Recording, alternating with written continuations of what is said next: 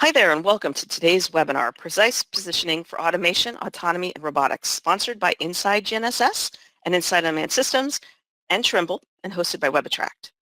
I'm Lori Dearman, Senior Webinar Producer with WebAttract, and I'll be one of your moderators for today's session.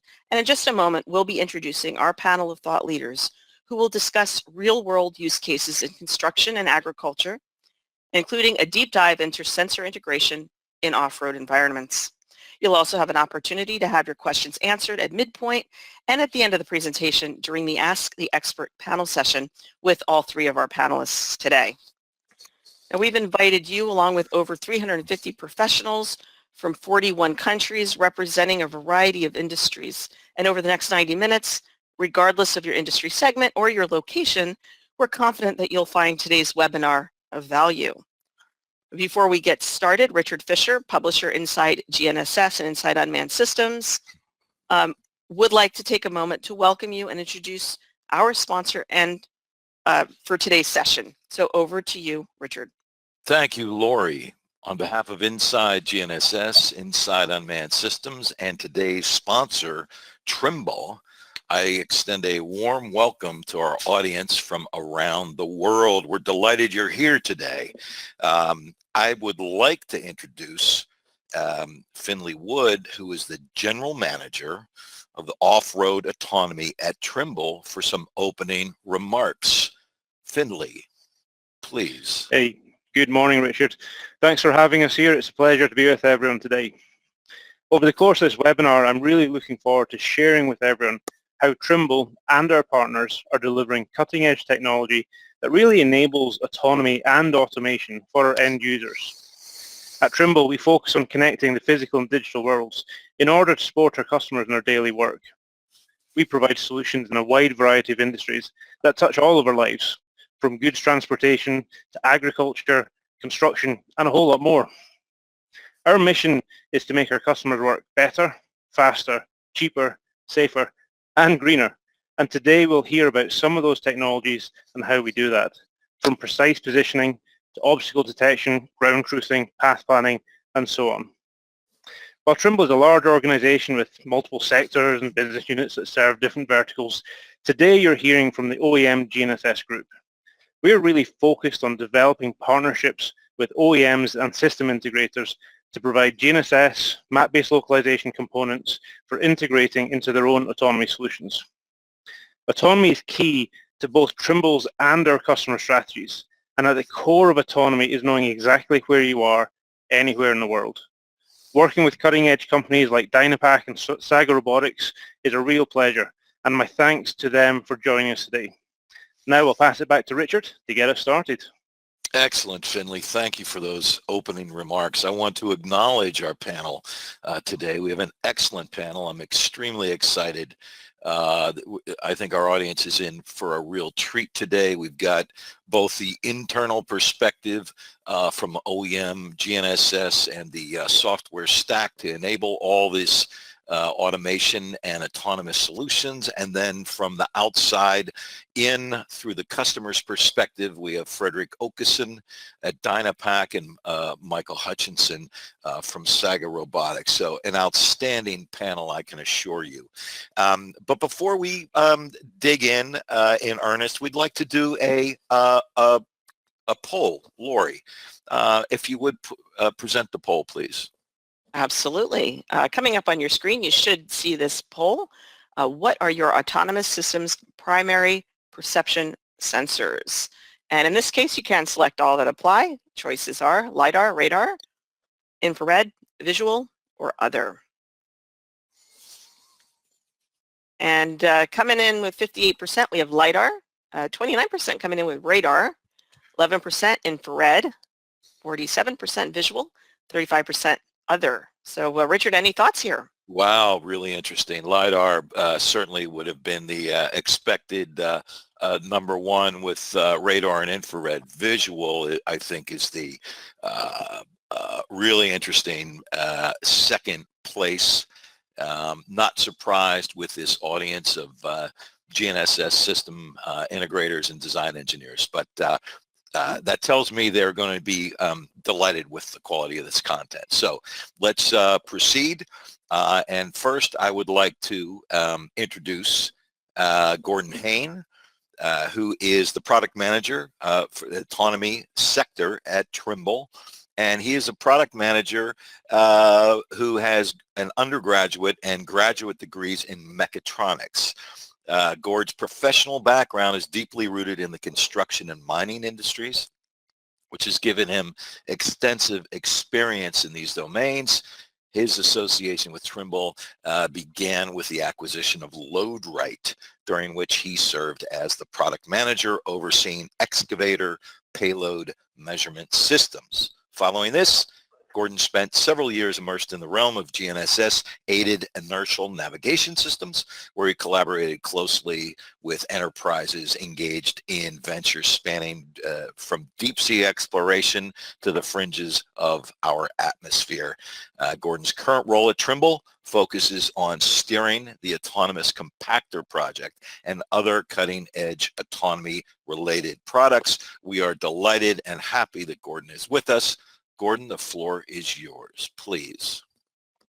Well, thank you, Richard, for that fantastic introduction. It's a real pleasure to join everybody today, and thank you for your time on this webinar.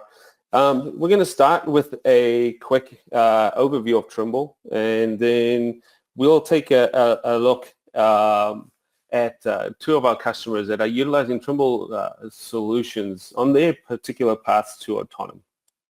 We'll start with a quick overview of our positioning portfolio for those of you that may not be aware, and then we'll take a deeper dive into some of the other technology components that are utilized in semi or even full autonomous vehicles.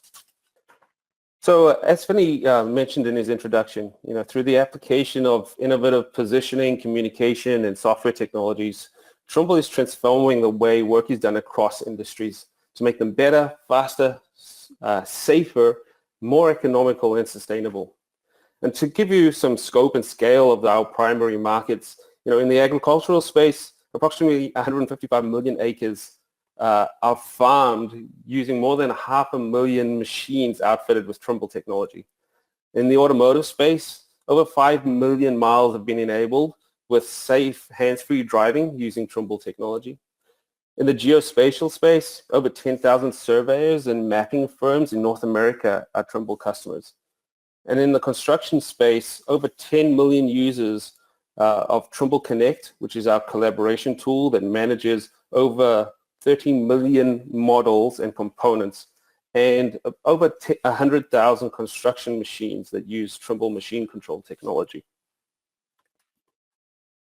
So the autonomy group within Trimble focuses on providing components to construction and other heavy machinery, agriculture, and automotive segments to enable customers to development of autonomous solutions with a focus on positioning and localization and innovation in other technology areas. As most of you know, positioning and orientation are fundamental to the navigation of any autonomous industrial vehicle.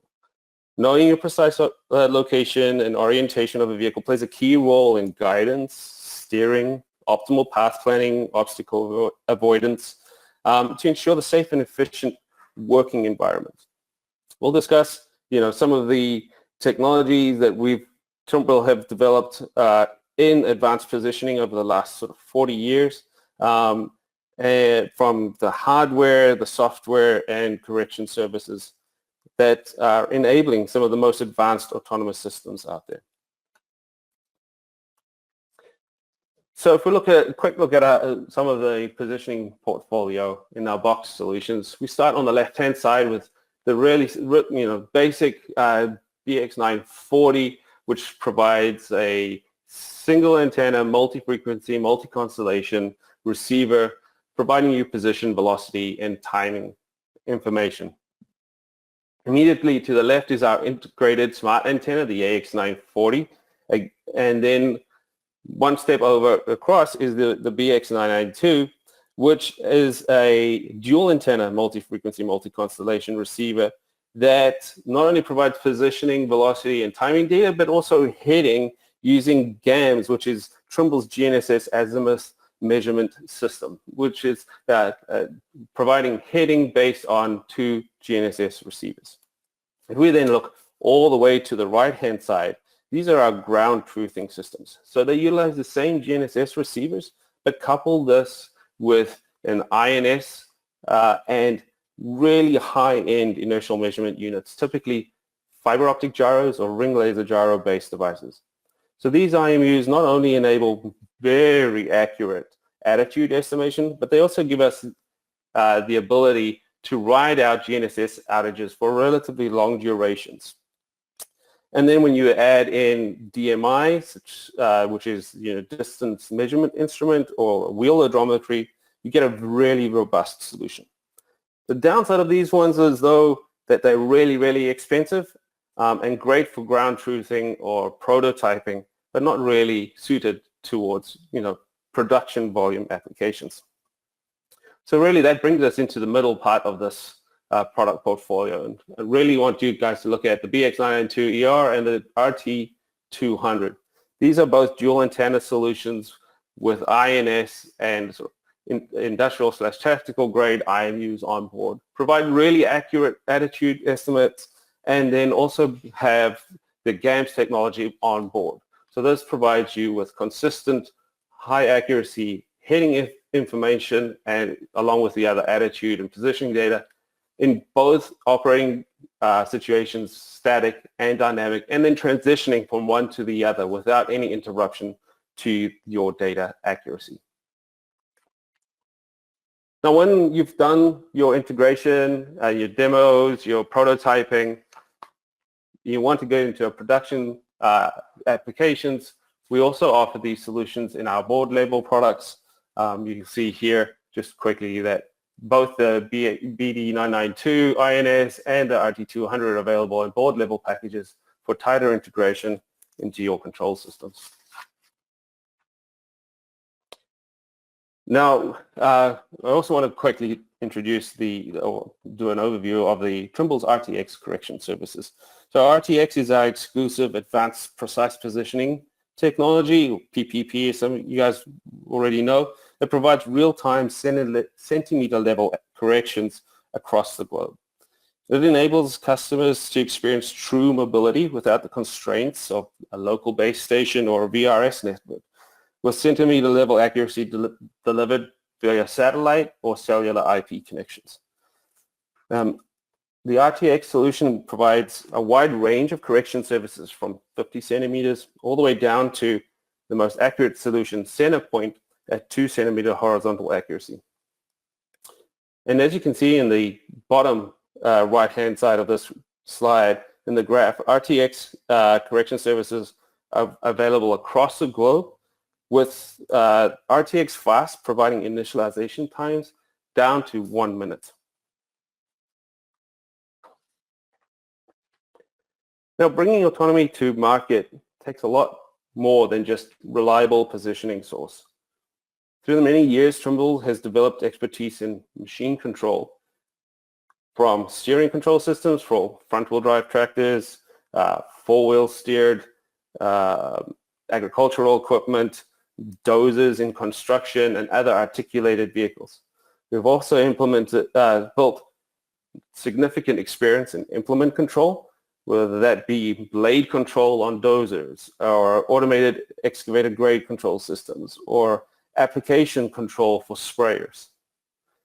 So the path to autonomy will take many innovations, and Trimble is in active development in all of these areas. And there are two solutions that I'd like to talk a little bit further about today, and those would be the SLAM MBL and our path planning service. So GNSS denied or GNSS challenging environments is a particularly great topic of discussion and is very active area of development with significant investment. The solution space is quite large and is really dependent on the operating environment. Right? Your possible solutions for challenging conditions include advanced mitigation strategy, multi-antenna solutions, beamforming, etc. Alternatively, you could use really high-end inertial measurement units to provide dead reckoning for prolonged periods of GNSS denied operation. But one of the ways that Trimble has tackled this problem for autonomy is to leverage some of the perception sensors that you are typically found on autonomous vehicles, namely LiDAR sensors. So LiDAR sensors provide dense 3D point cloud with really accurate range information that we're able to use to reliably localize the vehicle or platform within its environment. When we fuse that point cloud data with GNSS, INS, and the LiDAR SLAM, we're able to provide the most robust position and attitude solution that provides uninterrupted data in uninterrupted pose data in GNSS challenging and denied environments.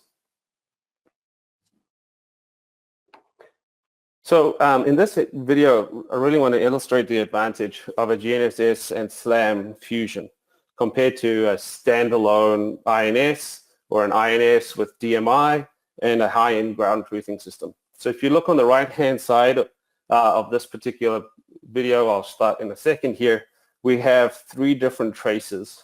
The POS LV125 is the Planix variant of the Trimble RT200. That would be the blue one. The red trace is that same device, but then with the DMI input for your wheel odometry. We have the green one, which is the fused solution using the map-based localization or SLAM. And then the white trace is the high-end LV610, which is uses a ring laser gyro grade IMU. So as we start the video here, on the left you see the LiDAR point cloud with some classification, providing classification on objects such as cars, trucks, and pedestrians. This LiDAR solution uses 4 16-layer LiDAR sensors. And the captured data here, we're currently playing at about 5 times normal speed, just for brevity of this presentation. And this was captured in Las Vegas. As you see the vehicle operating in clear sky conditions, there's really no difference in the traces. But as we get into these sort of challenging conditions in this particular spot right now, we're in an underground parking area. You can see the significant position error growth for just the INS solution or the INS solution even with DMI input. But you can see how the SLAM-based fusion system is tracking extremely accurately to the ground truthing solution.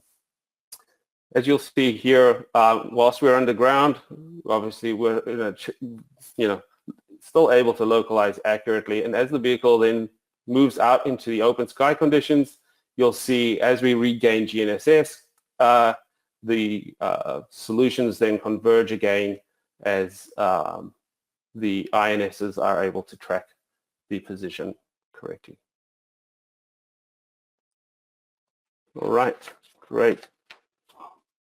So really, let's look at the two systems here. The SLAM solution is great in that it's able to provide you absolute positioning.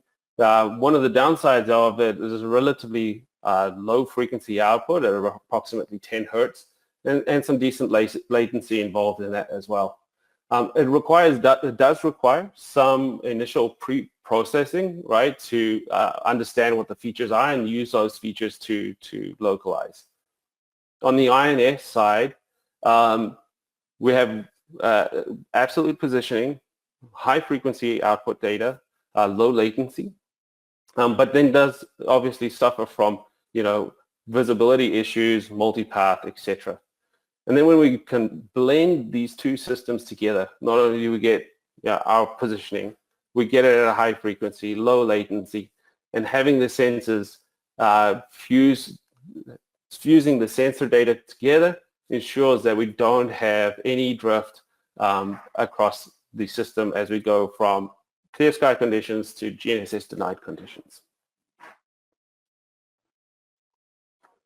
All right, so we've pretty much been focused heavily to this point on positioning. So right now I want to take that positioning data and I would like to do something with it in order to make my vehicle accomplish a task. And so I want to kind of really introduce our path planning service here. Path planning service is focused on delivering a solution that enables the user to plan a mission for the autonomous vehicle in a vast variety of autonomy applications. Trimble's main markets that we operate in ag and construction, a vehicle typically carries a tool. So a tractor will be towing a sprayer or a seeding system, or we have a harvester. In construction, we have a dozer or a motor grader, and it's really the implement that we are trying to get traversed across an area. So the path planning service is looking at taking a vehicle that carries a tool and needs to cover a particular area to perform an activity. So that activity could be spraying, grading to a particular plan, for example. Now the trajectory planning service that we have is actually split up into 3 different modules. The path planning service has the navigation module, which generates trajectories from point A to point B or pose to pose that incorporates map obstacles and generates the optimum path to accomplish that task. The coverage planning, which is the service that generates a lattice of the most efficient trajectories to ensure that you have total area coverage. Now it takes into consideration multiple parameters such as regarding the vehicle, such as its track width, its operational speed, its turning radius, etc., as well as a lot of the implement information. And it takes all these parameters into consideration when determining how to best achieve the coverage requirements, including headland turns, end of road turns, etc. And then the third component of this is our route planning. So the route planning tool is really useful if a particular application may be, say you have a sprayer and you're spraying your field with fertilizer and the tank is empty. Now you need to go back to your replenishment point, but you don't want to just go directly from point A to point B. In that application, you'll be driving over, valuable crop, and you don't want to lose that. So the route planner takes your existing coverage map into consideration and plans the most efficient path to go from point A to point B to ensure that you don't damage any production crop that you're in the field that you're operating in. Now, the path planning service has supports multiple steering configurations: front wheel steer, 4-wheel steer, articulated, and differential steer, whether that be tracked vehicles or rubber tire or multi-tire vehicles that use differential steering, and is available for implementation in a variety of options. We're using cloud services through RESTful API, Android ADKs, or libraries in C++, C#, or Python. So we've covered, a couple of the component solutions that we have available from Trimble that enable our customers' journey to autonomy. Now I'd like to talk a little bit about one of our full stack development projects that we're working on. Along with Dynapac, who are our launch OEM, Trimble is working on the world's first autonomous compactor. You may ask, why an autonomous compactor? And I'll leave that to Frederick to explain. There are a number of specifics involved with compacting that you may not be aware of. So I'm just going to give a real quick overview of our full stack system with this autonomous compactor here. So when we talk about full stack development, we have 4 layers at Trimble that we use to break this up. Starting at the bottom, which is our positioning and sensor data input. So for the compactor, we're using our construction grade GNSS receivers, and we're using other perception sensors such as radar and camera on this particular vehicle. The next step up is the operational control, where that commands sends the commands down to the machine as to what you should set the current steering angle to, or what you should set the correct speed profile to in order to accomplish the task. Next up, we have our tactical control, right? So this is making on-machine decisions given the situation, right? So what's it perceiving in its environment? It's trying to accomplish a task. How are these decisions getting made on the machine? And then lastly, at the top is the strategic control level. This is the high-level decision-making, such as mission planning, analytics, workflow integration.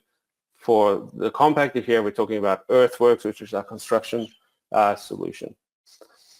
Right. Now, unfortunately, I'm sure many of you would like to get into more and more detail, but this is about as far as I can go for today. Now, at Trimble Autonomy, we have 6 sort of guiding principles. First of all, when we're developing technology, we want to make sure that it's modular. It's built with clean, well-defined APIs so that it can be implemented and support different products and use cases. Yeah. Safety is critically important to us. We're all exploring new domains here, and autonomy is taking on new challenges. So it's very important that as we go through developing these modules, we're doing all our risk assessments and making smart decisions to limit risks to people and property. Autonomy is, I know many of us like to think of it as a revolution. However, in the industries that we typically operate in, it's more important to take our customers on a journey. Making small steps in autonomy from assist systems, operator assist systems, and increasing the autonomy capabilities in small steps in order to take those customers along on that journey. Innovation, right? There are so many problems, spaces that we need to get solved for autonomy. And the path to success is going to be winding. It's going to take us some time. And as you guys are all aware, there's constant announcements of new technologies, new LiDARs, new sensors, and new computing capabilities coming out. When we're developing these modules also, one of the most important parts for us is ensuring that when we deliver these to customers, we are able to delight the customer. And when I say delight, it's not only with the capability of these solutions, but also, backing those solutions with the appropriate documentation and integration support services to streamline the implementation. And lastly, here, but by no means the least, is partnerships. Autonomy is a hugely complex problem. Every application has its unique challenges, and working together with our customers is the way that we are going to achieve success. All right, so just to summarize real quickly here, Trimble has been involved in autonomy for quite some time.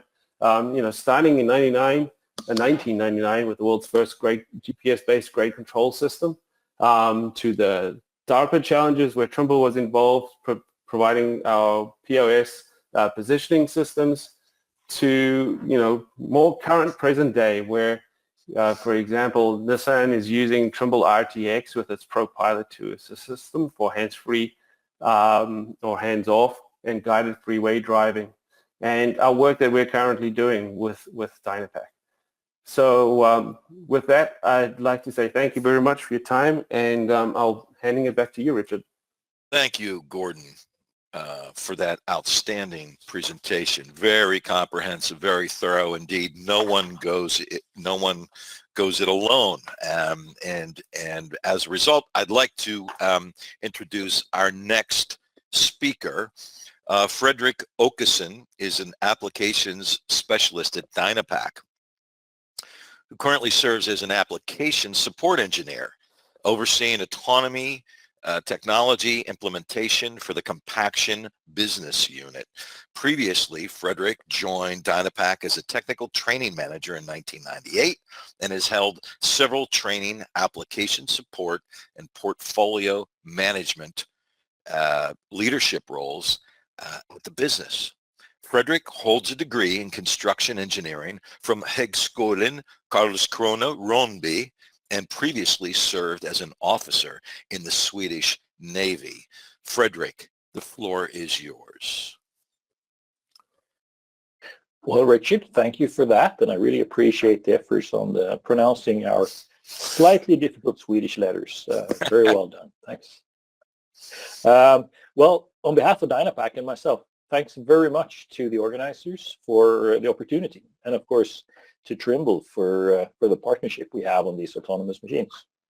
I'd just like to start first of all with just a brief introduction to what Dynapac is, what we do, and have done over the years, and then we go over to the application side of things, which in our case is compaction, how that can be monitored using what we call continuous compaction control systems or intelligent compaction, and how that leads over to the autonomy. And it's a bit like Gordon said, it's evolution, not revolution, and we're moving into the coming steps now when it comes into the autonomy, slowly but surely as well.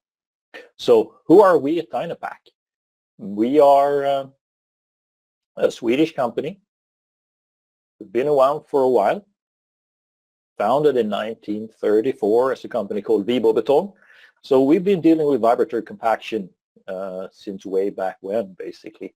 Over the years, we've established a bunch of factories. We've added to the portfolio of concrete compaction equipment. We've added rollers, vibratory rollers for soil and asphalt compaction. We have pavers for laying asphalt, which then needs to be compacted.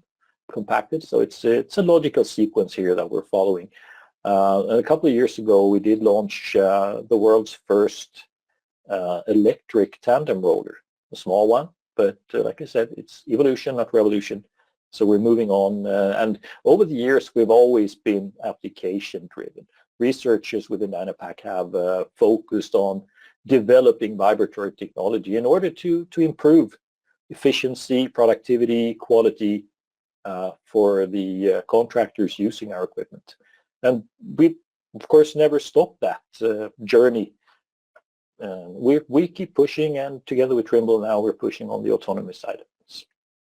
So why are we doing this then? Well, soil compaction, as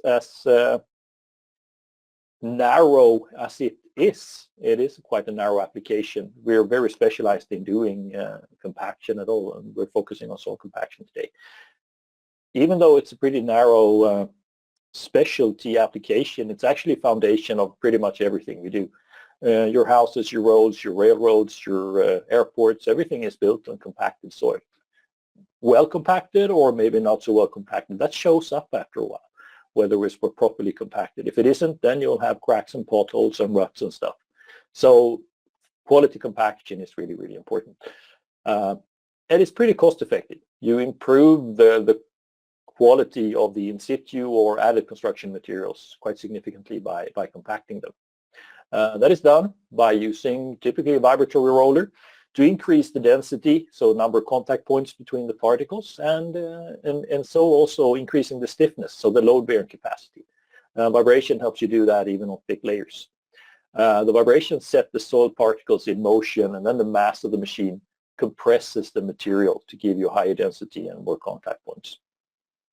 While this process is being done, you can have a roller mounted, it's an accelerometer-based compaction meter on the machine to monitor the compaction progress, how the stiffness increases, and it can quantify that into a value that is displayed to the operator as the compaction goes along. So it's real-time, full-scale, sort of complete area coverage of this type of monitoring. So how is this done? Well, today, the operator is given a task, verbally, typically, by the supervisor, saying to make a certain number of vibratory passes on a specific amplitude. The amplitude is basically the vertical movement of the drum during the vibration cycle. High amplitude for thick layers or low amplitude for thin layers. You get a specification on the speed, roughly 3.5 kilometers an hour, about 2 miles an hour. And the operator is expected to follow that over X thousand square meters or square feet that they have to compact them. So obviously there are some quality risks here. you can run the risk of getting an inconsistent number of passes or variations in the speed, which would lead to inconsistencies in the compaction result. In order to cover the area and not miss anything, you have to overlap a little bit with part of the drum width, and that could be irregular, or you could miss the overlap if you're not paying attention to when you're compacting. Amplitude selection could be incorrect. Inhomogeneous material, yes, that's something we have all the time. It is an inhomogeneous world, and that kind of material we're working with, so it's definitely a bit of a challenge there. And obviously, we also have a human operator, and humans are not without flaws, so that's definitely for sure. So what can we do to improve this? Well, the thought was already in the 70s and 80s when the compaction meter was invented to somehow record the values. That was the first step into what we called continuous compaction control. It allows us to record the values that the operator can see on the screen, but just seeing it in real time makes it hard to react. If we can record it and monitor it, we can go back, we can reflect on it, we can use it for documentation. In the 70s and 80s, this was done by basically using a cash register type printer, which was technology available at the time, better than just seeing the values in real time. But it meant you have to be very careful in keeping your track straight, making sure which paper strip was for which compaction strip and so on. And there are great risks of mixing up your printed documentation and so on and so forth. It's also hard to monitor the pass-to-pass improvements that you see in a more surface covering system. In the 90s, computer power was improved. We had what we call the CCS-RA, compaction control system recorder and analyzer.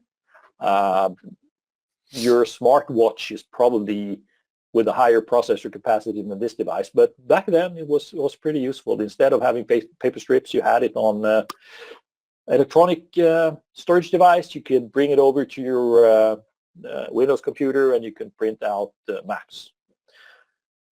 And after the turn of the century, we improved it even further. We started adding GNSS from 2005 using Trimble systems actually. That allows us also to do pass counting, meaning you see how many passes you've made on a certain part of the area. And that, of course, helps the operators see what was done, when it was done, and how, and so on and so forth. That has been brought further into to the systems we see today, where we have better, more user-friendly displays. We have a choice of GNSS accuracies. We normally work with basically differential GNSS in the compaction side of things, because you're measuring with a tool that's 2 meters wide anyway, or 84 inches, which is the typical drum width. And that's what we're having. We're also having the opportunities of running manual data collection or running it through a server as well. So that's the step where we are right now. And with that, that's halfway through my presentation, and I hand back to Richard. Great, Fredrik. Thank you very much for that really informative presentation. Compaction, far more fascinating than most people give credit. Narrowly focused indeed, but incredibly wide application. Now we'd like to go to ask the experts. So we're going to present a series of questions. And Fredrik, I'd like to begin with you, if I may. What is the level of efficiency improvement that can be expected when moving from manual to GNSS guided roller steering? Fredrik. Well, Richard, it of course depends on the skill level of the roller operator, but just the fact that you have, if you have guided steering on the machine, you have consistent overlaps. You can also minimize the overlaps depending on the accuracy of your device. But we typically see 15 to 20% quality or efficiency improvement. So it's absolutely substantial. And of course, the fact that you can also avoid the risk of missing the overlaps, leaving uncompacted areas, that also improves on the quality side of things. So you end up saving fuel, saving time, improving productivity. So lots of good things. Lots of layers of benefit are created. An excellent point. Gordon, is there anything you'd like to add to that from the Trimble perspective with regard to the GNSS guided roller steering? Yeah, no, to Frederick's point, right? One of the areas where we are able to make significant improvements are in the efficiency of the operation, ensuring that we're optimizing the overlap and achieving the compaction performance that is requested for the project, and really just making efficient use of people on site, right? We know there's a shortage of skilled operators coming, and really, you know, these sorts of technologies are empowering contractors to do more with the technology that they have on offer. Indeed. Great. Next question. Somebody would like to know, and by the way, I'd like to preface this question. According to some research that was recently published in Inside Unmanned Systems magazine, the global infrastructure of all the entire global infrastructure investment, 56% of it, a full 56%, are highways and road constructions, and compaction being kind of integral to every one of them. So while it's a narrowly focused use case, it's got extremely wide application. I just kind of wanted to point that out. I think Frederick is being modest, but it's really, really interesting.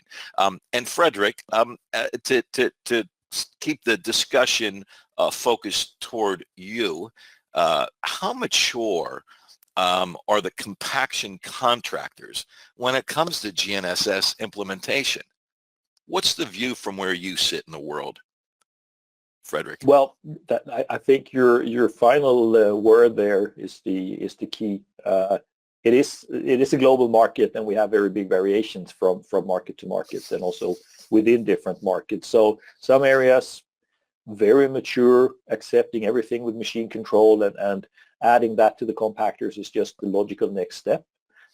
In other markets, a bit more challenging. It's a few hurdles to overcome before you actually get to reap the benefits of these systems. But I would say overall, it is pretty well accepted, and we're at a level now where the user friendliness has increased. I mean, when I had my first satellite guided system on a roller, which was 1999, we were lucky if we got like 4 or 5 satellites if we weren't too far north, and you'd had times of the day where you couldn't actually work. Today that's a non-issue, and that in itself helped overcome a lot of the obstacles on getting the maturity going in a good way, and the acceptance for the systems is far higher. So yeah, certain markets a little bit more tricky, but overall really good maturity. It's almost like they're running ahead of us instead of we're chasing them, so to speak, or dragging them behind us. So it's really nice to work with the contractors. They're pulling us to them nowadays. Indeed, really interesting. And you've got much more, more constellations, more signals, more layers, more redundancy, thinking back to Gordon's presentation in terms of layers of PNT that can be applied, whether it's cameras or GNSS or RTK or corrections. So lots of capability to deliver to your customers, Frederick, indeed. And before we get into the second part of Frederick's presentation, I'd like to we have our second poll. Lori, could we bring up our second poll question? Speaking of GNSS operational requirements, Lori, please. Absolutely. On your screen, the second question for today: how frequently do you encounter GNSS denied situations? And in this case, if you could select one from the following: never, sometimes, frequently, always. And we're coming in with 5% never, 55% sometimes, 30% frequently, and 10% always. Richard, thoughts here?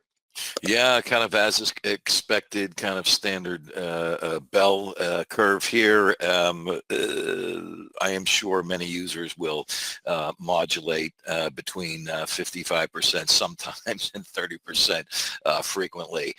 One person sometimes is another person's frequently, but nonetheless, it means that operationally they're almost always dealing with sources of GNSS interference, some intentional, some otherwise. Okay, well, thank you for those responses. We are going to return to Frederick for the second part of his presentation. Frederick, the floor is yours. Thank you very much, Richard. Then I'll continue my surge into the pros and cons on the continuous compaction control or intelligent compaction.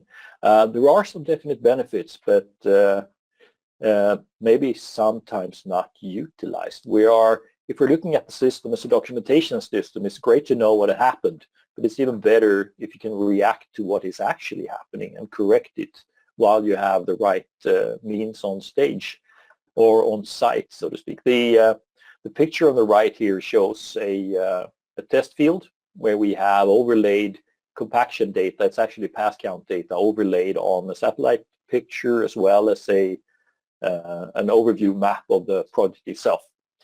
So the benefits are obviously improvements on quality and productivity. That's what we see the most. The operator focus improves with the feedback they get. It makes it easier to understand what's happening, where you've been and what's been missed. Hopefully nothing. If it's being missed, you can correct it. So the transparency and traceability, I mean, we can have compaction problems, and we will have in the future probably as well.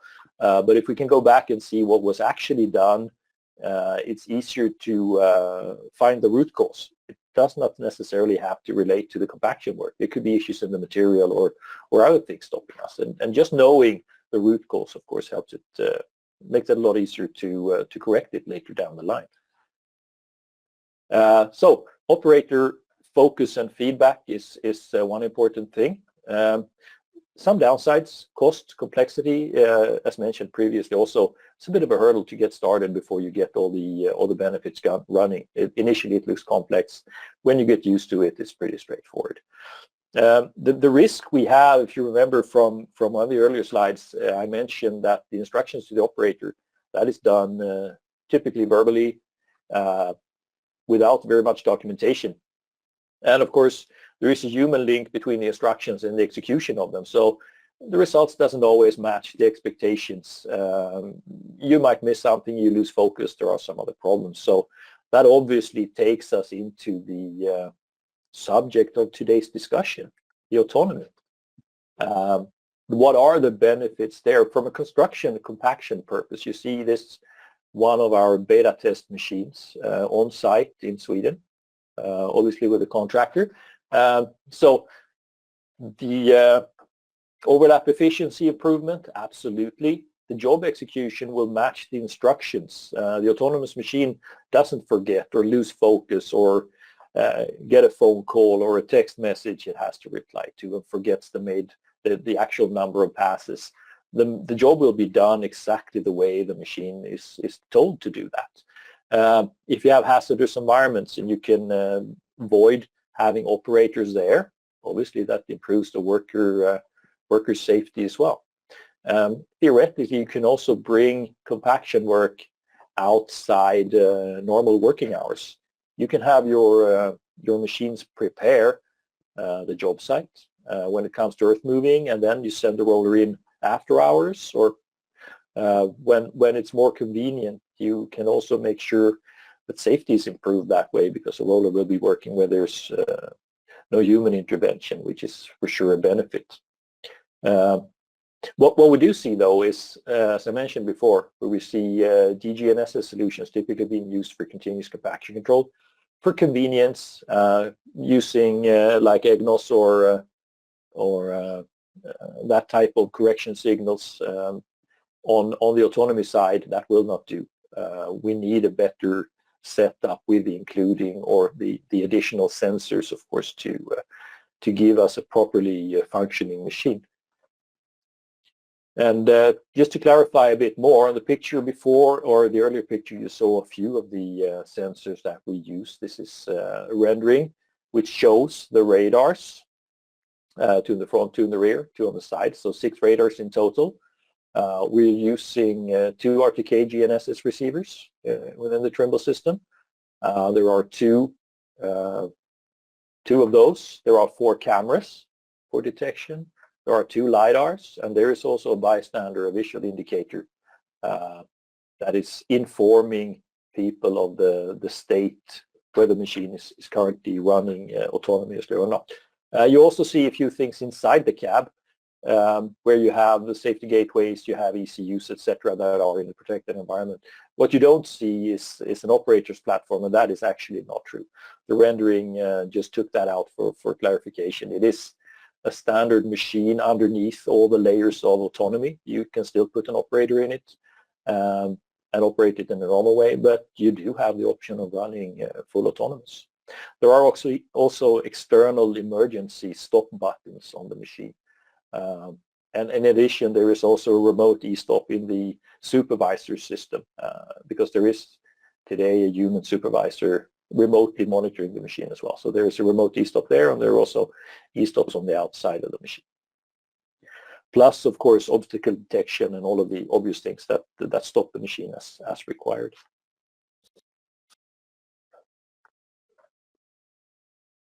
So the summary and outlook, looking at the compaction control evolution, we started with paper strips. We're moving over to computers, adding the GNSS part of it, and autonomy is the absolute natural next step to make sure that the instructions are being followed in a good way. The quality and efficiency are the first benefits, along with transparency and traceability with the autonomous, or at least the guided control of the machines.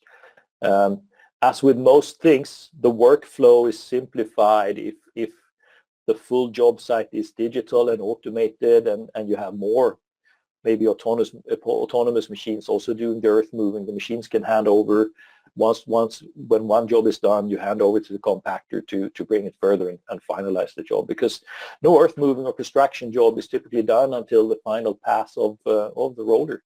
It's only then when you can start to let the traffic onto the asphalt, or have asphalt paved on the soil, or start building your house on a well compacted foundation.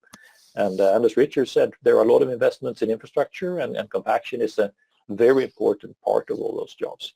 Now, to elaborate a little bit, and it was also mentioned in Gordon's full stack slide, what we're seeing now, the level of autonomy systems are sort of method-based. You tell the machine how many passes to do in a certain area with a certain setting. When that is done, the machine reports that the job was done.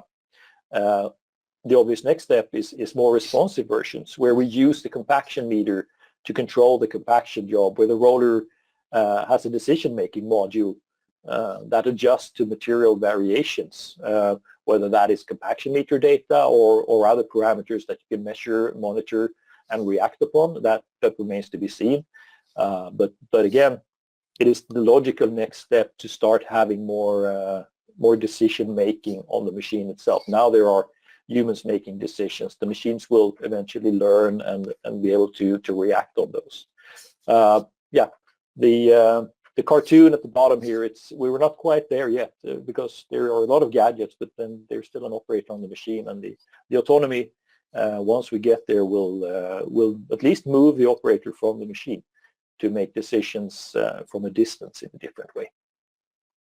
So with that, thank you very much for listening in. If you have further questions, we'll take it in the other sessions, and I hand the microphone over to Richard. Thank you. Fredrik, thanks so much for that excellent presentation. Really, really interesting hearing your view as a user community. I'd like to introduce our third and final speaker. Michael Hutchinson is a senior robotics engineer with Saga Robotics, and he joined Saga Robotics as a senior robotics engineer back in 2019, where he leads the development of the autonomy software for the Torvald platform. Previously, Michael gained a PhD in robotics and automation and a master's in aeronautical engineering from Loughborough University, UK. Michael, please proceed. So thank you, Richard, and thank you everyone who has joined today. For some further background on myself, I was lucky enough to join Saga 5 years ago now. At that time, the company was still in its very early stages. It was when we were first setting up autonomy inside strawberry polytunnels here in the UK. It's been a really exciting journey since then, and I'm happy to be able to share with everyone here where we are at today. So, at Saga Robotics, we believe technology and robotics are the solution to feed the world. Our goal is to empower farms to maximize their yield sustainably while reducing waste, chemical use, and carbon emissions. We aim to do this with our agricultural robot, Forvold.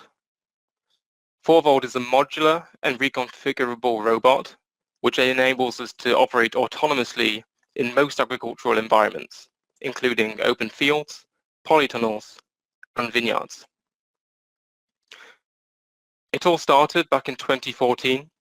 Our founders, Professor Paul From and Dr. Lars Grimstad, whilst at the University of Life Sciences in Norway, worked on a PhD dissertation on modular reconfigurable agricultural robots.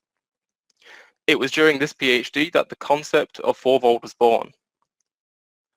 Saga Robotics was then established in 2016, and since then we have grown to over 50 employees and operate our robots worldwide. From wine and strawberry production in California, to strawberry polytunnels in the UK and Norway, to vineyards in Italy and Sicily.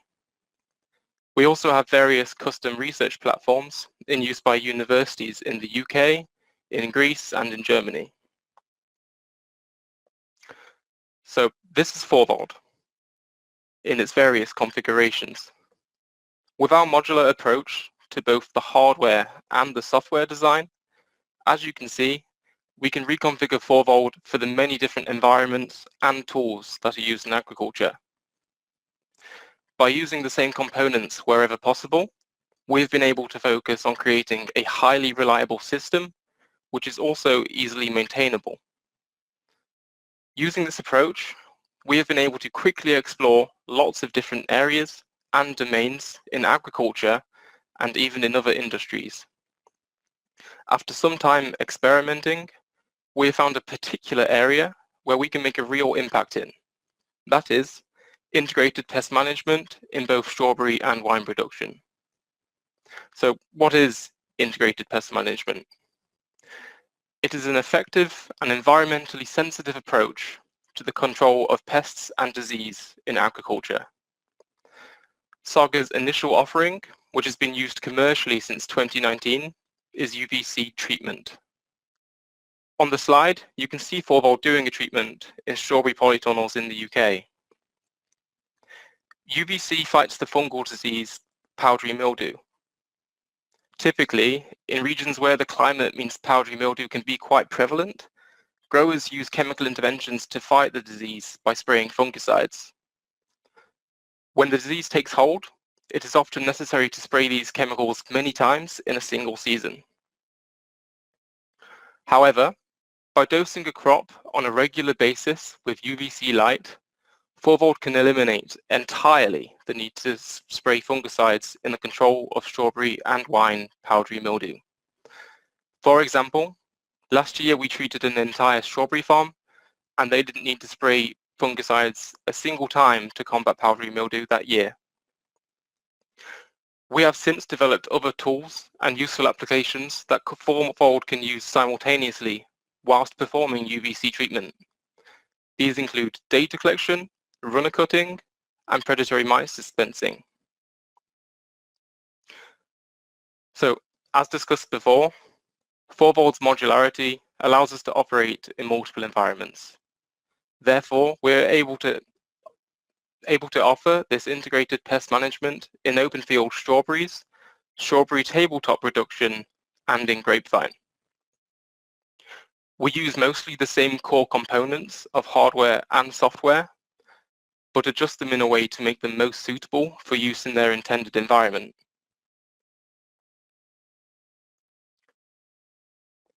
This is 4Volt performing integrated pest management on a strawberry farm in the UK. The operation of 4Volt is entirely autonomous, using some of the approaches I'll be describing later. In this video, we demonstrate 4Volt using a handful of the tools that have been developed here at Saga. These include the runner cutter, our predatory mites dispenser, and data collection. 4Volt is electrically powered and can operate day and night. If the layout of the farm allows it, 4Volt is capable of driving itself to and from the field when commanded to by our fleet management system. We often perform UVC treatment at night when there aren't any farm workers in the fields. This allows us to integrate seamlessly with the farm's existing operations. And another bonus, which I think any sci-fi fans will appreciate, is UV treatment at night looks pretty cool.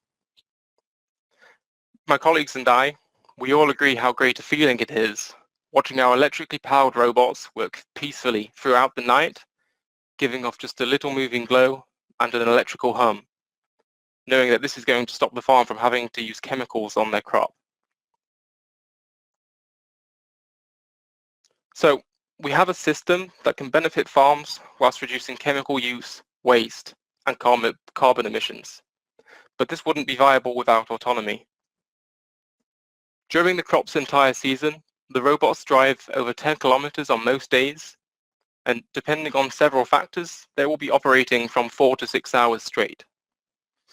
This is to provide the UVC dose on a regular enough basis for it to be effective and to enable a robot to cover as large an area as possible. To do this, the hardware and the software both need to be extremely reliable. We have now been working with Trimble and their GNSS receivers for several years and find that they are up to the task that 4Volt demands of them. To this day, we still use receivers that were bought back in 2019. They have been with us for our countless hours of autonomous driving, covering tens of thousands of kilometers, protecting millions of berries, and overall, helping consumers eat less chemicals. An example of the GNSS setup on one of our robots is shown in the photo. We have 2 antennas in a diagonal configuration on the top of the robot. We use the 2 antennas to allow the receivers to output a heading while stationary. We place them diagonally to increase the separation between them, which increases the accuracy of this heading output. On the software side, our robots, like many, run ROS, which stands for the Robot Operating System. One of the many benefits of this is that it provides a set of common interfaces by which systems can communicate. For example, there are specific interfaces defined for sensor types, such as IMUs, LiDARs, and GNSS receivers, plus many more. This means different sensors can be integrated seamlessly, provided there is a ROS driver for them. So I believe Trimble have recently released their own, but in the early days, we created our own ROS driver for the Trimble receivers to integrate them into our ROS ecosystem. This driver is open source and available at the links shown on the slide. Beyond ROS integration, another benefit of our specific driver is that we can output the approximated heading precision, which is generated by the receivers. This can improve the results of sensor fusion by providing more accurate covariance inputs to the algorithms. It is worth mentioning at this point that one of the things I particularly like about the Trimble receivers is how accurately they approximate their precision, rather than being overly optimistic, which can be quite a common occurrence with these kinds of devices. For accurate positioning, we use RTK corrections. Depending on the circumstances, in the past we've set up our own base stations, we've used Trimble's RTX service, and we've also used some other Ntrip services. So occupancy maps are a common feature in ROS and robotics in general. The occupancy map is a map of the environment which is often created by the robot using sensors such as LiDARs and cameras for use by the robot when navigating. This image is an example of a map made by our robot of a strawberry farm in the UK.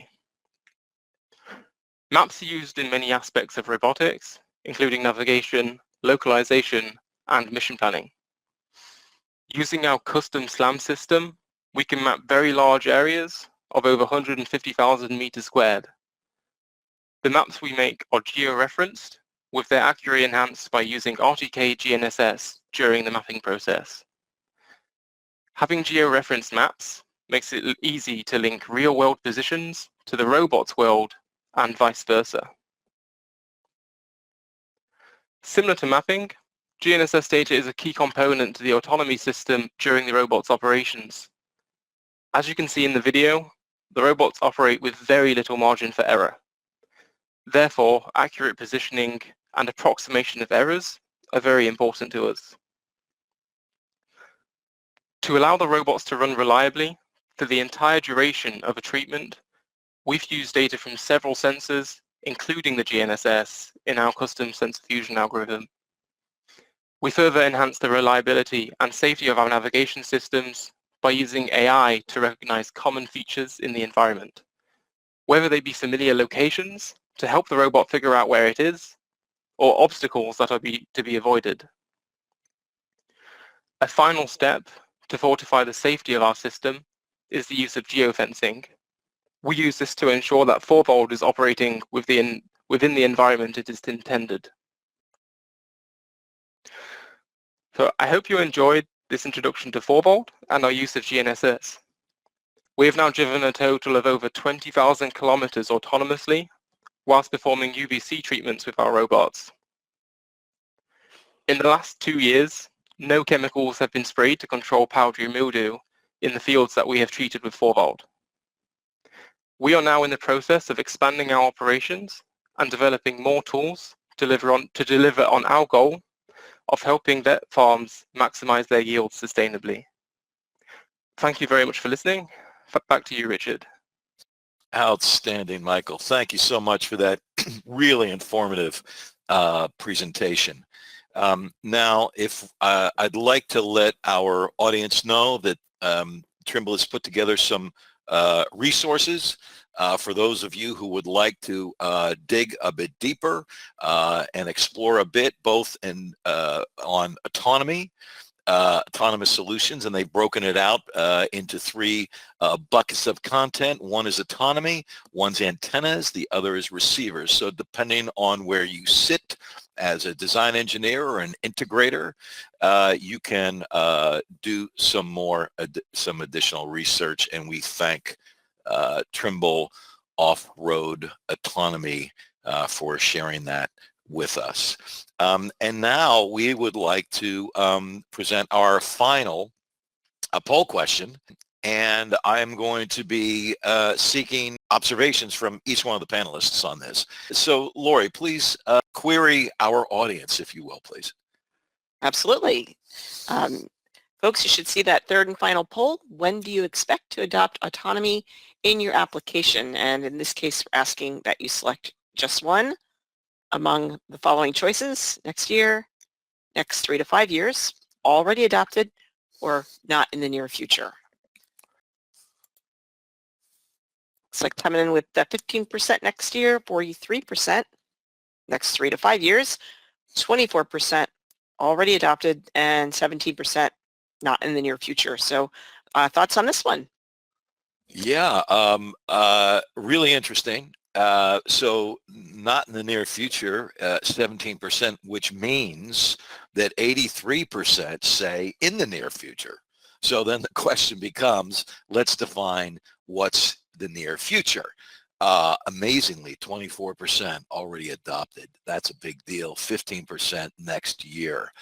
You think about that, that's 39% right now. And obviously this is self-selected, and it's not projectable data, but it's certainly directionally relevant. So thinking about that, 39% are going to adopt an autonomous solution and deploy an autonomous solution in the next year, with 43% looking 3 to 5 years. So really interesting feedback, and I'd like to go around the room and get some comments on this.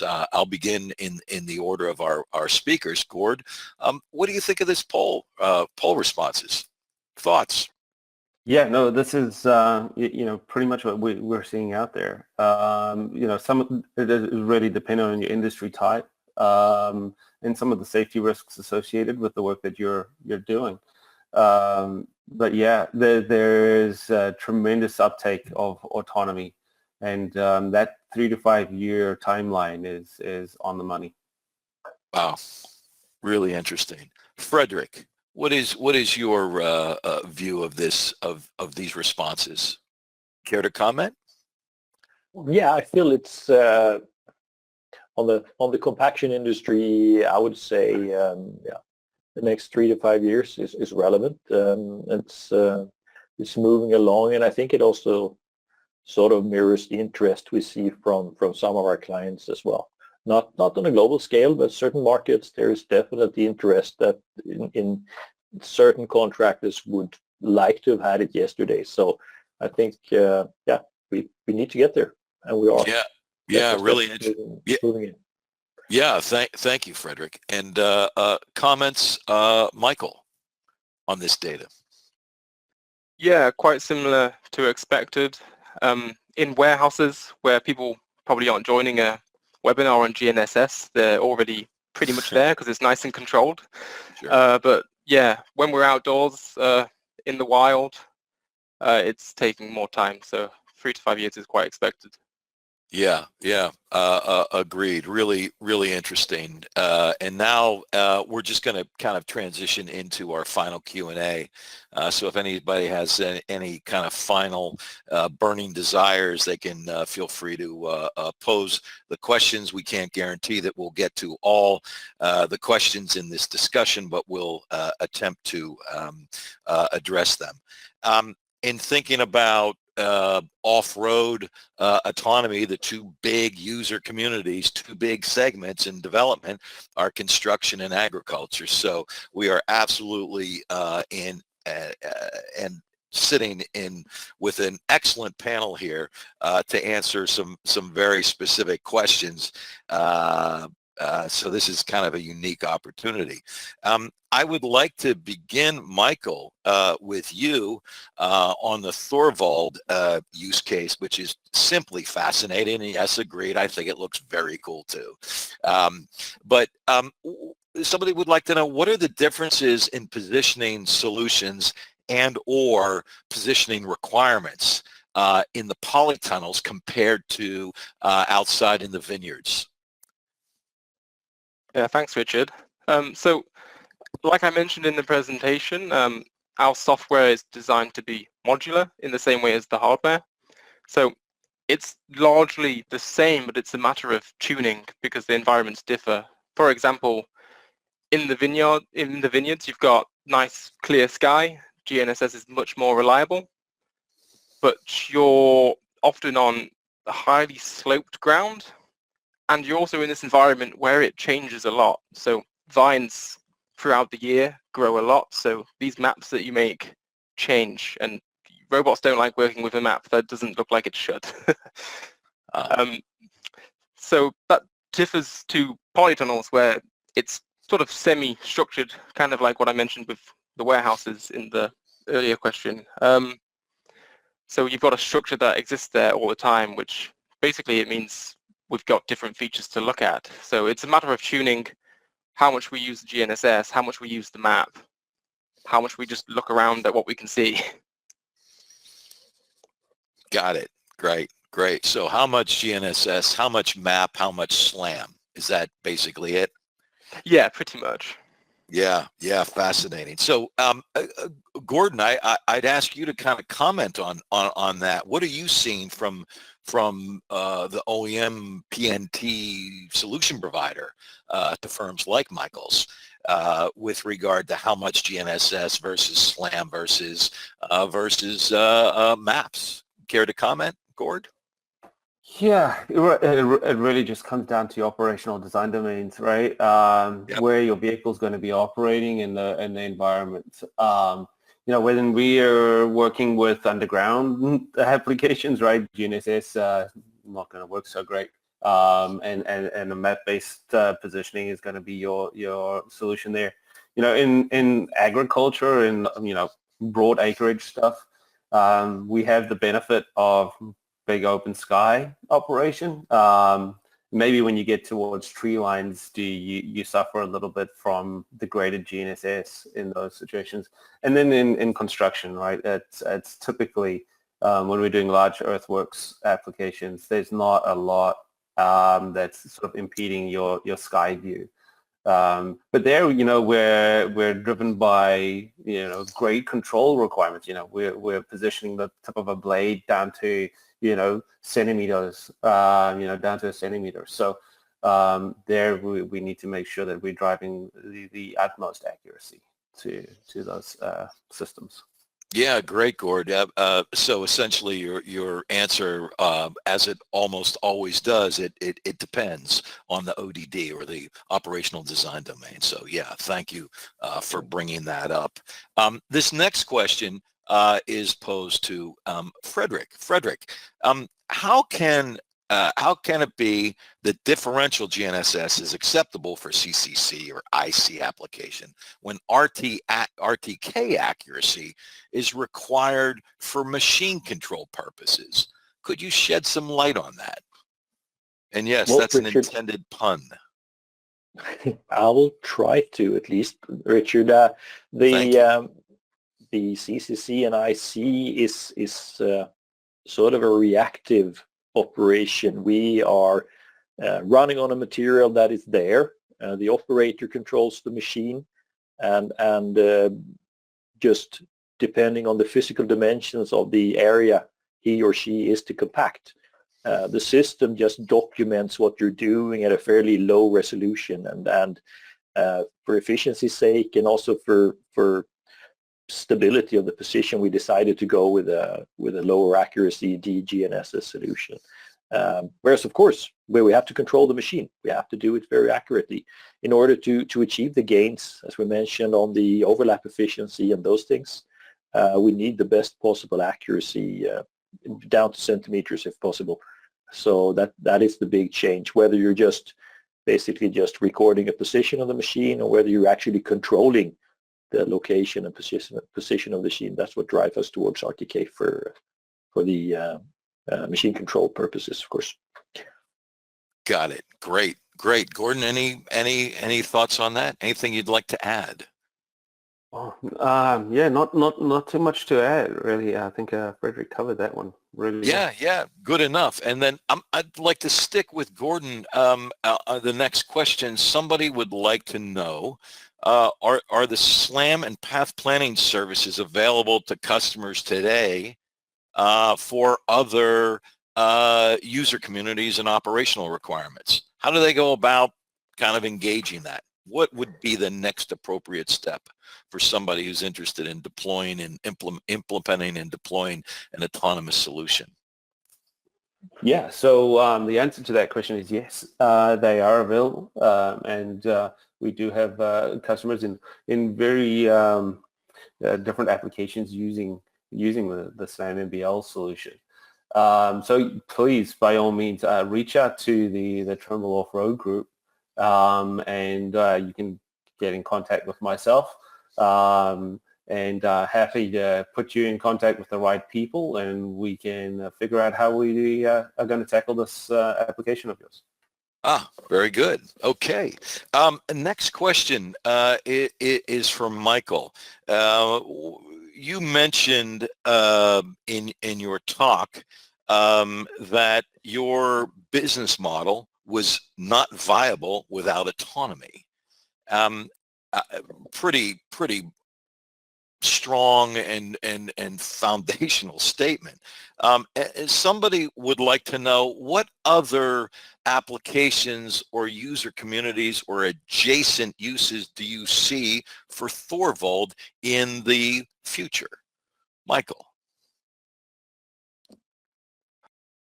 So at the moment, Thorvald we're quite specifically focused on the strawberry and wine market, but we do have robots at universities where they're exploring all sorts of areas, even including sort of nuclear decommissioning, where people are putting arms on it to pick things up.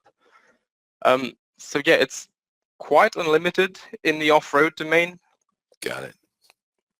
Right, unlimited, amazing. So right now you're seeing really good success with high-value crops. I think they were getting at, are there other high-value crops that you would fully expect to begin to serve the needs of, given the fact that you've got a pretty strong, business case in terms of increases in productivity and the complete elimination of chemicals, which is really, really amazing.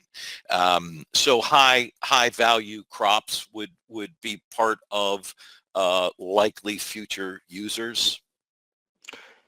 Yeah, so the cost saving of the job you're doing, of course, has to sort of be less than the cost of running the robot.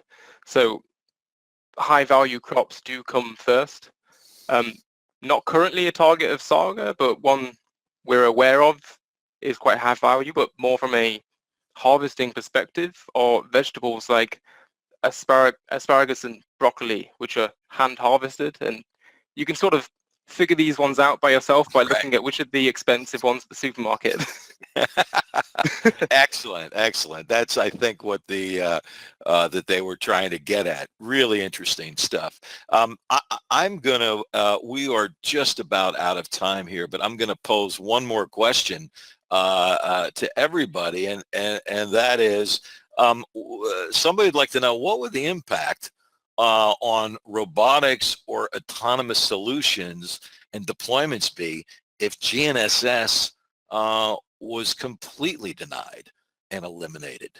I'd like to start with you, Gord, on that. What would your comment on that be? That's a heavy question. Indeed. Yeah. Gosh, if we were in a constant environment of GNSS denied operations, being able to, we've obviously got a couple of solutions here where we can localize based on our surrounding environment. Allow me, Gord, though, to qualify this. It says completely denied. It does not specify the duration of the complete denial. Okay, so you've got some latitude there. Please continue, Gord. Yeah, no, if you can get an initial fix and propagate off that, some of the other technology items that we're working on, not only, LiDAR-based SLAM, but visual odometry and things like that, where we're able to, combine inertial measurement as well as, these other aiding inputs. I mean, we do have, other sources of position. So total stations, for example, there's common in the construction space where you have a direct line of sight. So there are many ways that we can try and skin this cat. Although it is always nice to have GNSS. Yeah, indeed. It's always nice to have GNSS, I think, is the key takeaway. So let's go around the room and I'd like to get final remarks from each one of our panelists.